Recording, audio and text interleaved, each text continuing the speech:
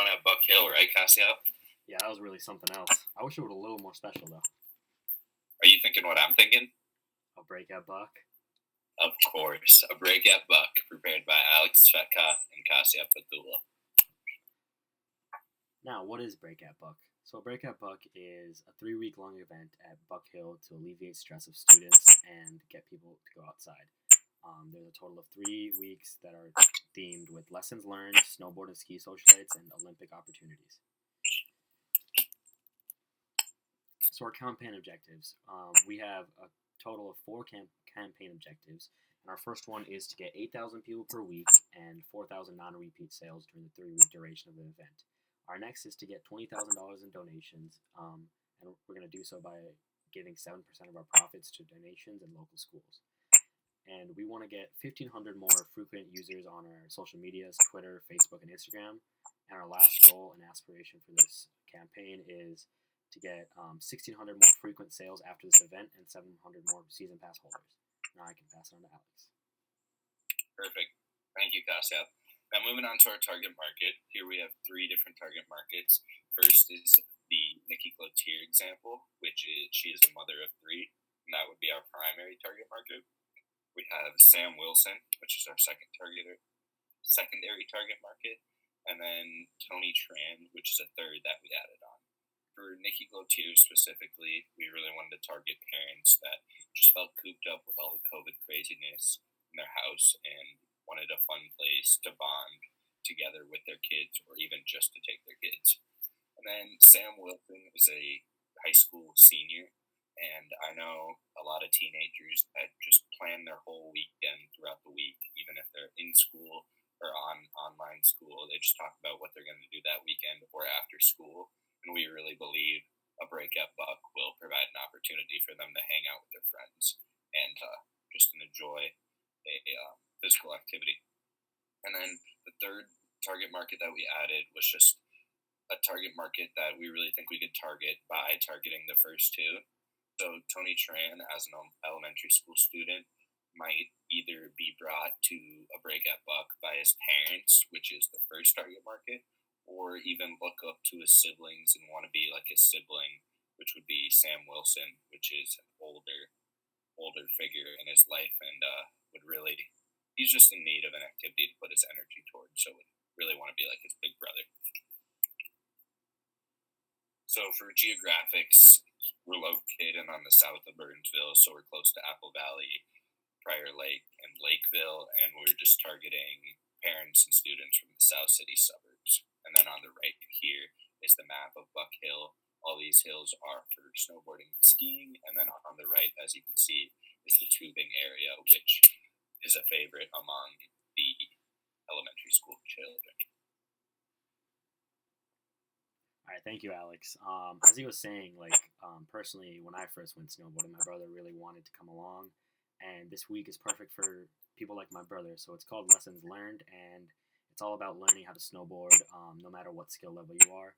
We're gonna have instructors everywhere around the park, on the kiddie hills, on the diamond hills, on the beginner hills. No matter where you are, you always have someone to help you out. And it's basically like everyone can learn something. You're not, no one's perfect. They can always learn how to get better at something, and we'll have beginner instructors, intermediate instructors for people like me and Alex, and advanced instructors for people who are really good. And you can learn a thing or two, like a jump, a rail, or you can just learn how to snowboard, any and all ages, ranging from people like my brother to older people. And it will take place from Monday, January 11th to Sunday, January 17th. And a common theme throughout these 3 weeks that we have is that students can actually enter for $20 from 6 to 9. Students have been inside all this COVID craziness, and we will kind of want to alleviate that by letting them go outside, letting them snowboard, have fun, without worrying too much about the cost of it. Now, Alex will talk about week 2. Yeah, perfect. Thank you, Cassio. So week 2 is just really surrounded by 3 main events. As you can see, it will be Monday, January 18th to Sunday, January 24th. And like Cassio said, we'll have the $20 from 6 to 9 p.m. And those 3 main events that we're really looking forward to in week 2 are, number 1, the obstacle course that we'll be able to do with different groups and just friends, either family or friends can go through the obstacle course and race each other. The second event out of the three that we're really looking towards is the DJ that we're going to have. So the DJ is going to set up stage, and of course, it's going to be Corona safe, social distancing with masks in our buildings and on the slopes. The DJ is just going to provide a good time, going to have music there, as well as different light fixtures. And then finally, the third event of week 2 that we're most looking forward to. We're known for our bonfires at Buck Hill, and specifically the one right next to the tubing area, but we would love to have more bonfires across the park and just have people bring their own small materials and just have safe, social distant conversations, and just get back in touch with different people. Moving on to week 3, Kasia will tell you all about it. Yeah, thank you. So we're going to keep going on with the theme of having fun outside, competitiveness with Olympic opportunities. We're actually going to host a mini Olympic. We're going to create a whole slope-style course for people. This is going to go through Monday the 25th to Sunday, January 31st. Same thing for the students, $20 from 6 to 9 as a common theme. And one thing we're going to make sure is that we're going to have a trial for people. You're going to have to pass some certain requirements throughout the park to compete in this mini Olympics, because we don't want beginners getting hurt. And it's going to be a slopestyle course with 3 winners with gold, silver, and bronze. First place will get a gold medal plus a free year at Buck, plus a Burton board. Second place or silver will get a free 6 months at Buck Hill, and bronze will get a $150 cash prize. Now, it's great to this is a great place to mention that throughout all these 3 weeks, we'll have a raffle that will have different prizes at the end. It's going to be a $5 entry, and this will go towards the $20,000 of donations. The prizes will be New Burton boots, New Burton snowboard, Oakley lenses, and New Burton board. Yeah, just to add on to that, we're really looking towards our fundraiser because we really want to give the people choice. So everyone that voted, or not voted, everyone that bought a raffle ticket or even contributed to the fundraising, we're going to allow them to vote at the end of week 3 on which charity we're going to donate. Moving to social media, as you can see a few statistics on the slide. Facebook, Twitter, and our Instagram were our main 3 that we decided to really utilize when just marketing to people. With all the COVID craziness, most people are online, and we noticed through research that the usage of social media has gone up drastically. So for Facebook specifically, we're targeting that first primary target market, where most of the primary target market is on Facebook. So a lot of parents, a lot of people from 35 to 50 years old, and that's why we chose Facebook specifically. And then Instagram was really targeted towards the teenagers. As you can see, 36.1% of Instagram users are from 16 to 24-year-olds.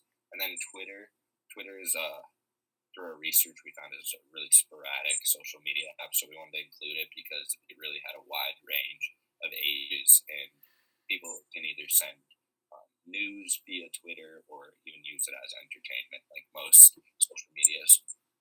So right here we have an example post of an Instagram post that we would do. And then right here is a flyer that we made that we'll either post on the social medias or give to local schools, set up at Buck Hill, and just partner with a few businesses locally to make sure that we get the word out on our event. So diving deeper into the social media, here we have the editorial calendar. And we really just wanted to be consistent with our posts. So on Mondays, we decided to do Instagram. On Tuesdays, we decided to do Facebook. On Thursdays, we decided to do Snapchat. So starting off this first week, as you noticed, there's mostly Facebook posts. And we decided to really ramp up the Facebook posts the first week because it's the week before the lessons learned week. So we really wanted to get a lot of parents attracted and just knowing that the event is going on so they can sign their kids up for that first week of lessons learned. The Twitter is kind of all over the place because, again, through our research, we found out that blowing up on Twitter is really just a really random occurrence. So we wanted to just give a little spice a few times a week, once a week, and throw it around. And then for Snapchat, we would love to use Snapchat to target teenagers, but also to use a geofencing marketing technique aspect to it. So when you go on Snapchat, there's a snap map, and when you click on it, you can post stories or pictures of what's going around that location. So we'll have our Buck Hill Snapchat team post different stories at the Buck Hill location. So when you go on the snap map, click it, you'll see videos of the events going on. So we really hope that will attract people locally. And then finally, on the 31st, you can see we did all 4 social medias. We're just going to do a wrap up post explaining how thankful and grateful we were for all the people that attended the events and how we wish we could make another event happen like this in the future. Next will be our finance guru, Cassia Pathula, with the budget and expenses. Thank you, Alex. So we have created a bar graph of all the expenses, and most of the budget will be spent on constructing the slopestyle course, as well as hiring the instructors for this first week. We've come out to around $20,360. So for instructors, it's going to be $6,860. Hiring the instructors per hour, and the obstacle course will be $3,000 for the second week. The DJ and stage will be $2,500. The Olympic prizes and the raffle prizes, as it says, will be around $2,000, and the actual mini Olympics slopestyle course, as I said, will be $6,000. So that's the layout of our expenses, and the next slide will be about our revenue streams and where we'll get that from. So we'll have a variety of revenue streams. The DJ event, for example, will be 10%. We've calculated. Most of it will come for lift tickets, because whoever comes will have to buy the lift tickets to participate in going down the slopes. Lessons will be 30%. We really think the first week will be a big hit. A lot of people will come through. And the mini Olympic event, we're going to create a lot of hype around it. It's going to be a lot of hype. So it's going to be around 20% of our revenue. Awesome. Thank you. So just to wrap up and make sure we know how to track that our event was successful, we have a few key metrics. So the first one is followers on social media. We're shooting for 500 new followers on Snapchat, Instagram, and Twitter. And then the next is attendance of event. We're shooting for 8,000 people attending per week, but we want at least 7,000 attending per week and 4,000 participating in the events. Then finally, the funds raised, as we mentioned, we really want to donate and give back to the community.